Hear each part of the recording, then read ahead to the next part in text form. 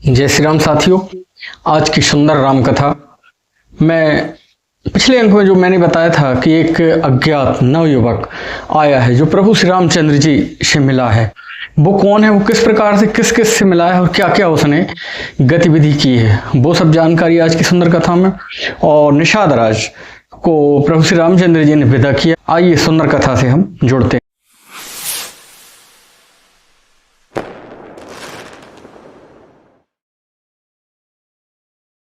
सजल नयन तन पुलक निज इष्ट देव पहचान परहु दंड जिमि धरन तली दशा न जाए बखान।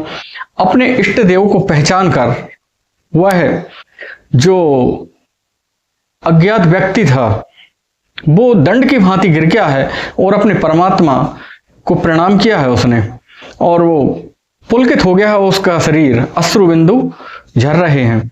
राम प्रेम पुलकी और लावा परम रंक जनु पारशु पावा मानहु प्रेम परमारथ दो मिलत धरे तन कह शब को। श्री रामचंद्र जी ने प्रेम पूर्वक पुलकित होकर उसको हृदय से लगा लिया है, और जब उसको हृदय से लगाया है तो ऐसा लगता है मानो किसी भिखारी व्यक्ति को बहुत बड़ी संपत्ति मिल गई हो, इस प्रकार से वो आनंदित हो रहा है। परमार्थ और प्रेम आपस में मिल रहे हैं, ऐसा कवि लोगों ने वर्णन किया है। बाहुर लखन पायन सोई लागा लीन उठाए उमग अनुरागा पुण्य सिय चरण धूर धरि सीसा जननी जान शिशु दीन असीसा। फिर वह लक्ष्मण जी के चरणों में गिर गया है और प्रणाम किया है। उसके बाद उसने माता सीता को प्रणाम किया है और चरणों की धूल ली है।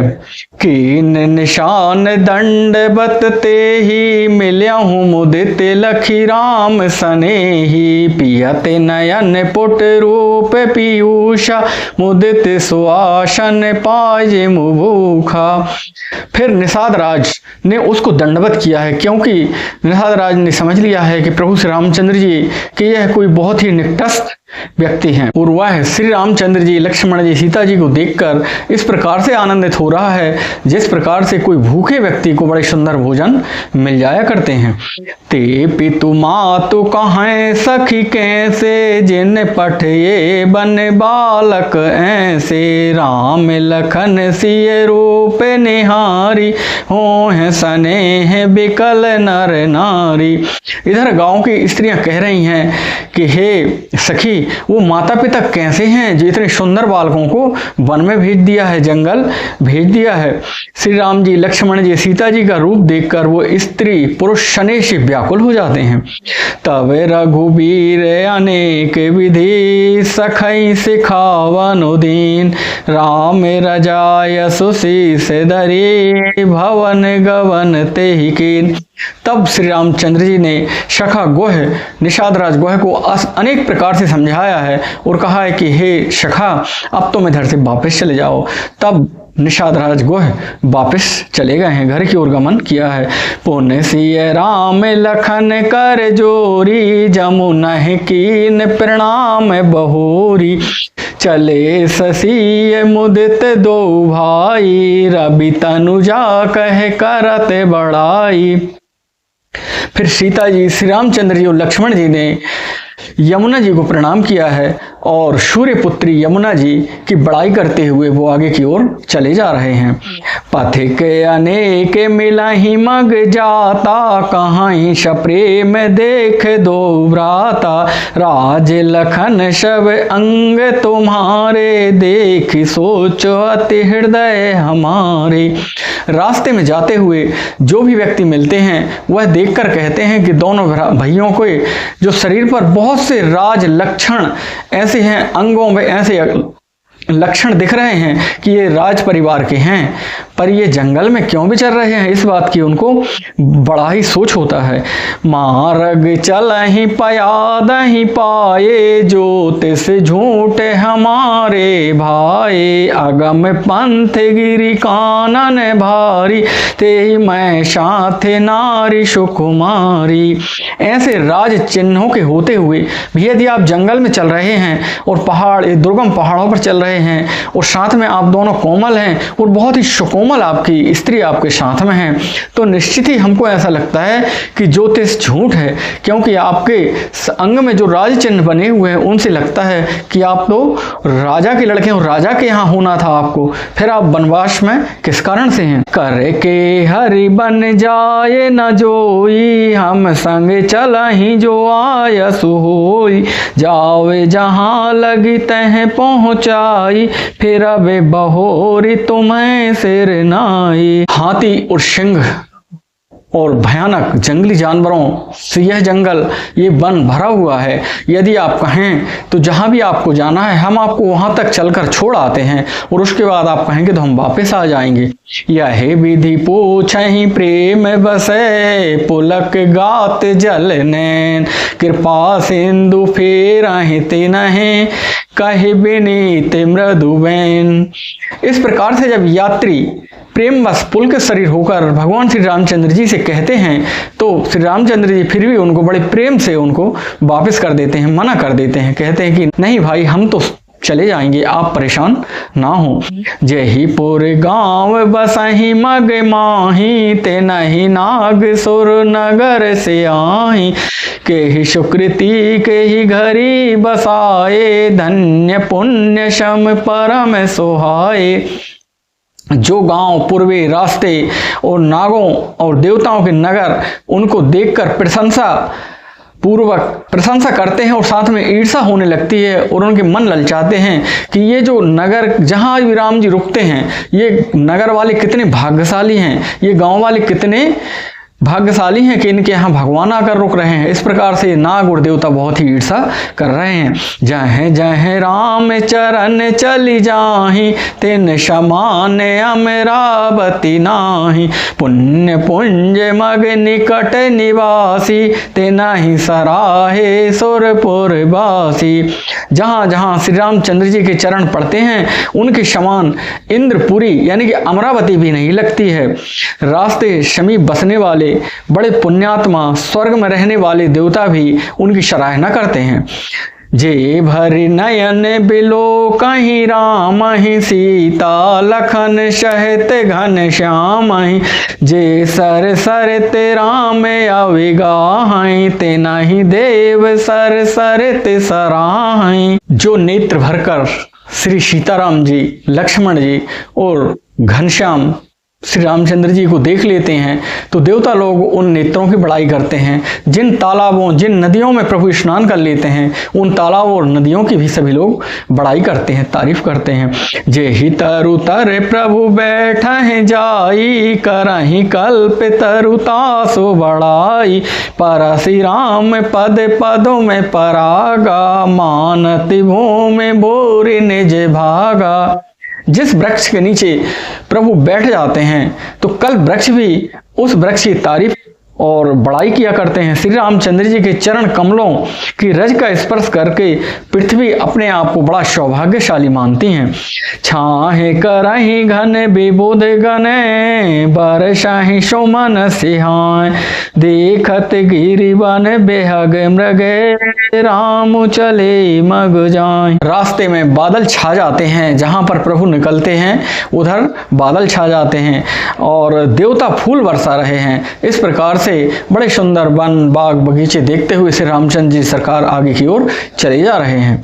सीता लखन सहित रघुराई, गांव निकट जब निकसहि जाई, सुनि सब बाल वृद्ध नर नारी, चलहि तुरत ग्रह काज बिसारी। सीता जी, लक्ष्मण जी और श्री रामचंद्र जी जिस गांव से निकलते हैं उस गांव के सभी नगरवासी, गांववासी दौड़कर उस ओर चले आते हैं दर्शन करने के लिए। सब स्त्री पुरुष कामकाज भूलकर तुरंत उन्हें देखने के लिए चले आते हैं। हैं। राम लखन सिय रूप निहारी, पाए नयन फल होय सुखारी। सजल बिलोचन पुलक शरीरा, सब भय मगन देख दो वीरा।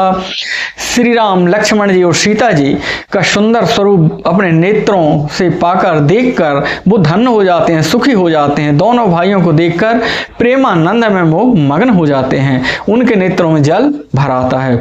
बारानी न जाए दसातिन केरी, लहि जनु रंकन सुर मनि ढेरी।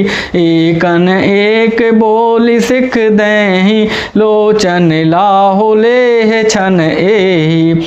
उनकी दशा का वर्णन नहीं किया जा सकता है, मानो दरिद्रियों को चिंतामणि मिल गई हो, चिंतामणि की ढेर पाले हों। एक एक पुकार कर सीख देते हैं कि इसी क्षण का लाभ ले लो, अपने नेत्रों में भगवान को संजो कर रख लो। राम ही देख एक अनुरागे, चित्तवत चले जाहि संग लागे। एक नयन मग छबे और आनी, हो शिथिल तन मन बरबानी। कोई श्री रामचंद्र जी को देखकर ऐसे अनुराग से भर गए हैं कि वे उनको साथ हो लिए, मतलब उनके साथ चलने लगते हैं। और कोई उनको देखकर वहीं खड़ा खड़ा रह जाता है, क्योंकि उसको अपनी शुद्धि नहीं रहती है। और कोई कोई तो बैठ के और उनके शरीर के सारे अंग काम करना बंद कर देते हैं। प्रभु का स्मरण मात्र से उनको देखकर वो प्रेम से पुलकित हो गए हैं। एक देख के बठ छाहे भली, डांसी मृदुल त्रन पात। कहाँ गाबे यहूँ छे न कुश्र में, गबे नवे अवहीं की प्रात। कोई बड़ी सुंदर छाया देखकर सुंदर घास फूस कोमल पत्ते बिछा देता है और कहता है कि थोड़ी देर रुक लो आप, नहीं तो सुबह चले जाना। इस प्रकार से बहुत ही प्रेम से लोग उनका सम्मान कर रहे हैं। एक कलश भरी आन है पानी, अचय नाथ कहाँ मृदुबानी। शून्य प्रिय बचन प्रीत अति देखी, राम कृपाल सुशील विशेषी। कोई घड़ा में पानी भर कर ले आता है और कहता है, हे नाथ थोड़ा आचमन कर लीजिए, थोड़ा सा जल ले लीजिए, थोड़ा जल ग्रहण कर लीजिए। इस प्रकार से लोगों का स्नेह देखकर श्री रामचंद्र जी ने जानी सिर मित सीय मन माही, घर के बिलाम्ब कीन बट छाई। मोदिते नारी नर देखहि शोभा, रूप अनूप नयन मनु लोभा। जब इस प्रकार से अनुग्रह लोग करते हैं तो श्री रामचंद्र जी ने देखा है कि माँ जानकी जो है वो थकित हो गई हैं, तो थोड़ी देर वो बट की छाया में बैठकर विश्राम करने लगे हैं। तो जो उधर जो लोग हैं वो बहुत प्रकार से आनंद उत्सव मना रहे हैं, वो बहुत ही सुखी हो रहे हैं, उनको आनंद प्राप्त हो रहा है। एक टक सब सुहाय चहुओरा, रामचंद्र मुख चंद चकोरा। तरुण तमाल बरन तनु शोहा, देखत कोटि मदन मनु मोहा। सब लोग एक टकी लगाकर श्री रामचंद्र जी के दर्शन कर रहे हैं और मानो तमाल के वृक्ष के समान उनका रंग है और करोड़ों कामदेव के समान उनकी छवि है। दामिनी बरन लखन सुठनी के, नख सिख सुभग भाव तेजी के। मुनि पट कटन कसे तू नीरा, शोहै कर कमलन धनु तीरा। बिजली के से समान लक्ष्मण लाल जी नख से लेकर सिर तक बहुत ही सुंदर हैं और दोनों भाई श्री रामचंद्र जी और लखन लाल जी बलकल वस्त्र पहने हुए हैं, कटी यानी कमर पर तरकस कसा हुआ है और हाथों में कोमल कोमल हाथों में बड़े सुंदर धनुष बाण हैं। जटा मुकुट सीसन शुभगे और भुज नयन विशाल, शरद परब विधु बदन बरे, लसद स्वेद कन जाल। उनके सिरों पर सुंदर जटाओं के मुकुट बने हुए हैं, वक्ष स्थल भुजा और नेत्र बहुत बड़े और विशाल हैं और साथ ही शरद पूर्णिमा की चंद्रमा के समान उनके सुंदर मुख के ऊपर जो छोटी छोटी से पसीने की बूंदें आ गई हैं वो बहुत ही सुंदर लग रही हैं। बरनी न जाए मनोहर जोरी, शोभा बहुत थोर मति मोरी। राम लखन सिय सुंदरताई, सब चित बहि चित मन मति लाई। उस मनोहर जोड़ी का वर्णन कौन कर सकता है, क्योंकि शोभा बहुत अधिक है, वो मेरी जो बुद्धि है वो बहुत ही कम है। इस प्रकार से कैसे मैं उनकी बड़ाई कर सकता हूँ। श्री राम लक्ष्मण जी सीता जी की सुंदरता को देखकर सब लोग के मन चित्त बुद्धि तीनों को लगाकर वो देख रहे हैं और तीनों उनके विस्मित हो रहे हैं। थके नार नर प्रेम पिया से, मनाहु मृगी मृग देख दिया से, सिय समीप ग्राम तिय जाहि, पूछते अति स्नेह सकुचाहि। प्रेम के प्यासे वो स्त्री पुरुष, वो गांव के लोग, वो जंगल के रहने वाले सभी लोग इस प्रकार से देख रहे हैं जैसे उन्हें पहली बार कोई खजाना मिल गया हो। देखते देखते और वो सीता जी के पास जाते हैं कि इनसे कुछ पूछा जाए, लेकिन वो संकोच के बस पूछ भी नहीं पाते हैं। बार बार सब लागहि पाए, कहाहि बचन मृदु सरल सुभाए, राजकुमारी विनय हम करहि, तिय सुभाए कछु पूछत डरहि। बार बार सब उनके पांव लगते हैं, यानी कि प्रणाम करते हैं। सहज सीधे कोमल वचन कहते हुए कहते हैं कि हे राजकुमारी, आप हमें माफ करना, हम आपसे कुछ पूछना चाहते हैं, लेकिन हमारी विनती करने से हमको डर लगता है। स्वभाव होने के कारण हम आपसे कुछ पूछ नहीं सकते हैं। स्वामी ने अभिनय क्षमावे हमारी, बेलगु न मानहु जाने गवारी, राजकुंवर दो सहज सलोने, इन तेलहि दुति मरकत सोने। हे स्वामिन, हमारी डिठाई हमारी गवारी को आप क्षमा करना, हमारी बुरा ना मानिएगा। ये दोनों राजकुमार स्वभाव से बहुत सुंदर हैं और इनका जो शरीर है वो मरकत मणि यानी कि पन्ने के समान और सोने के समान स्वर्ण समान देह है। हरित नाभ नील स्वर्ण कांति युक्त कण के बराबर दोनों राजकुमारों का जो स्वभाव है वो बहुत ही लावण्यमय है, यानी कि परम सुंदर है। श्यामल गौर किशोर बरे, सुंदर सस मायन, शरद सरवरी नाथ मुखो, शरद सरोरहुनैन। श्याम और गौर वर्ण के दोनों राजकुमार बहुत किशोर अवस्था है, बहुत ही सुंदर हैं, परम सुंदर हैं और शोभा के धाम हैं। शरद पूर्णिमा की चंद्रमा के समान इनकी कांति है और शरद ऋतु में जो कमल निकलते हैं उनके समान इनके नेत्र हैं।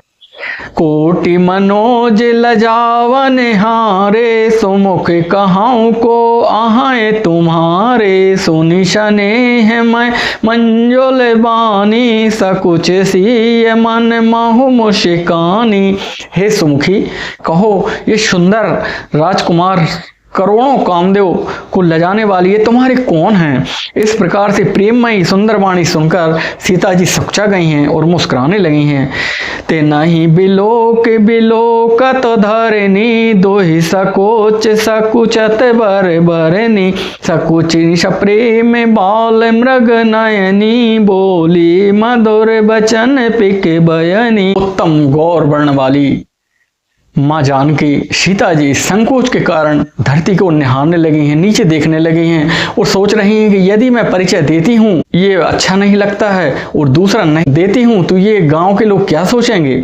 इसलिए वह मुस्कुराकर मन में धीरे से बड़ी ही प्रेमयुक्त वाणी बोली हैं। सहज सुभाय सुभगतन गोरे, नाम लखन लघु देवर मोरे, बहोरे बदन विधु अंचल ढाकी, पिय तनुचित भोह कर बाकी। सहज स्वभाव वाले सुंदर और गोरे शरीर वाले हैं, ये मेरे प्रिय देवर हैं और उन्होंने अपना जो आंचल ढाके हुए हैं वो धीरे से इस प्रकार से ऐसे करके श्री रामचंद्र जी की ओर इस प्रकार से कर लिया है और धीरे से उन्हें कहा है। खंजन मंजू तिरीछे नयनन, निज पति कयाहूँ तिनय सिय शयननि, भई मुदित समग्राम बधूटी, रंकन राय रास जनु लूटी। खंजन पक्षी से सुंदर नेत्रों को तिरछा करके माँ जानकी ने बड़े ही इशारे में कहा है,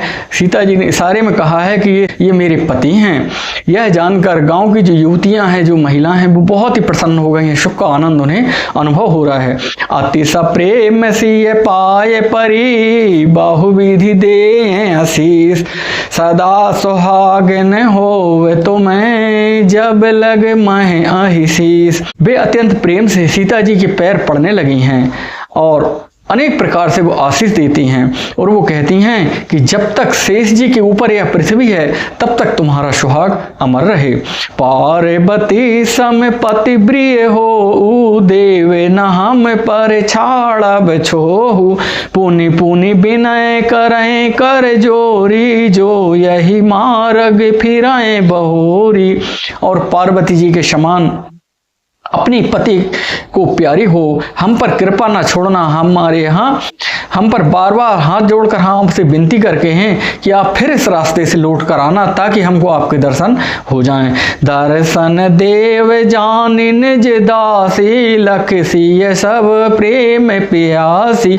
मधुर बचन कही कही पर तोसी जनु कुमदनी कोमदि पोसी। और हमें आप अपनी दासी समझकर दर्शन देते रहना हे माता। सीता जी ने सबको प्रेम से, बड़े प्रेम से समझा बुझाकर उन्हें प्रसन्न कर दिया है। जिस प्रकार से चांदनी कुमुदनियों को प्रसन्न कर देती है या उन्हें पोषित कर देती है, खिलाकर पुष्ट कर देती है, इस प्रकार से। तबाही लखन रघुवर रुख जानी पूछहु मग लोगन मृदुबानी। सुनति नारी नर भय दुखारी पुलकित गात बिलोचन बारी। उसी समय श्री रामचंद्र जी ने इशारे से लखनलाल से कुछ कहा है। लखन जी समझ गए हैं कि प्रभु कह रहे हैं कि अब आगे का रास्ता पूछो। तो जब लखनलाल जी ने गांव के लोगों से आगे का रास्ता पूछा है तो वो उस प्रकार से कुंभला गए हैं, बिल्कुल जिस प्रकार से जल से मछली निकल जाती है इस प्रकार से वो सोचने लगे कि अब शायद ये लोग हमको छोड़कर आगे जाएंगे। मिटा मोद मन भय मलीने विधि निधि दीन लेते जनु छीने। समोझी करम गति धीरजु कीना सोधि सुगम मगु तिन कही दीना। उनका आनंद मिट गया है और वे उदास हो गए हैं। विधाता ने दी हुई संपत्ति जैसे उनसे छीन ली हो। कर्म की गति को समझकर उन्होंने धैर्य को धारण किया है और अच्छी तरह निर्णय करके सुगम मार्ग उनको बता दिया है प्रभु को। लखन जान की सहित तवे गवन की न रघुनाथ। फेरे शब प्रिय वचन कहे लिए लाए मन साथ। श्री रामचंद्र जी और श्री लक्ष्मण जी, सीता जी ने सभी को समझाकर बुझाकर प्रेम से और उनसे विदा ली है, लेकिन उनके जो मन हैं प्रभु के चरणों में लगे हुए हैं। फिरते नारी नर अति पछताही देहि दोष देह मन माही। सहते विषाद परस पर कहाही विधि कर तब उल्टे सब अहि। लौटते हुए वो स्त्री पुरुष बहुत ही पछताते हैं, मन ही मन देव को दोष लगाते हैं, परस्पर विषाद करते हुए कहते हैं कि विधाता के सारे काम उल्टे हैं, ऐसा लगता है। निपट निरंको से निठर निशंको जेहि सस कीन सरज सकलांगो। रूख कल्प तरु सागर उखारा तेई पठे बन राज कुमारा। वह विधाता बहुत ही निरंकुश है, स्वतंत्र है, निर्दय है, निडर है, किसी का डर नहीं है, इसलिए ही वह ऐसे उल्टे काम करता है। जैसे चंद्रमा को घटने बढ़ने का रोक दे दिया है और जो कल्प वृक्ष है उसको पेड़ बना दिया है और समुद्र को खारा कर दिया है, यानी जो मन में आता है वही करता है। और इन राजकुमारों को वन में भेज दिया है, कितना गलत कार्य किया है। जो पे इन्हें दीन बन बासु कीन बाद विधि भोग बिलासु। ए बेच रही मग बिनु पद त्राना रचे बाद विधि वाहन नाना। जब विधाता ने इनको वनवास देना था तब ये भोग विलास व्यर्थ ही बनाए हैं, और जब बिना जूते के भगवान या श्री रामचंद्र लक्ष्मण जी को जाना था जंगल में तो फिर ये वाहन विधाता ने व्यर्थ ही बनाए हैं, इनकी कोई आवश्यकता नहीं थी। ये मही पर डास को सिपाता सुभग से जिकत सृजत विधाता। तरुवर बास नहे विधि दीना धवल धाम रचि रुचि श्रम कीना। जब ये कुश और पत्ते बिछाकर सोते हैं तो विधाता ने ये सुंदर सुंदर मखमल के बिस्तर व्यर्थ बनाए हैं, ये सेज व्यर्थ बनाई हैं। जब इनको झाड़ पेड़ के नीचे रहना है तो फिर ये सुंदर जो घर बनाए हैं, जो बड़े बड़े शीश महल बनाए हैं व्यर्थ विधाता ने, वो सब व्यर्थ बनाए हैं। जो ये मुनिपट धर जटिल सुंदर सुठ सुकुमार, विविध भांति भूषण बसन बाद किए करतार। जो ये सुंदर अत्यंत सुकुमार राजकुमार बलकल वस्त्र पहन रहे हैं, तो फिर भगवान ने या विधाता ने इन सुंदर सुंदर आभूषण गहने ये बनाए हैं और वस्त्र बनाए हैं, व्यर्थ बनाए हैं। रेशमी वस्त्र, ये इस प्रकार के अनेक प्रकार के जो वस्त्र बनाए हैं वो सब व्यर्थ ही हैं जब ये नहीं पहन सकते हैं। तो जो ये कंद मूल फल खाही, बाद स्वादि असन जग माही, एक कहीं ये सहज सुहाय, आप प्रगट भय विधि न बनाए।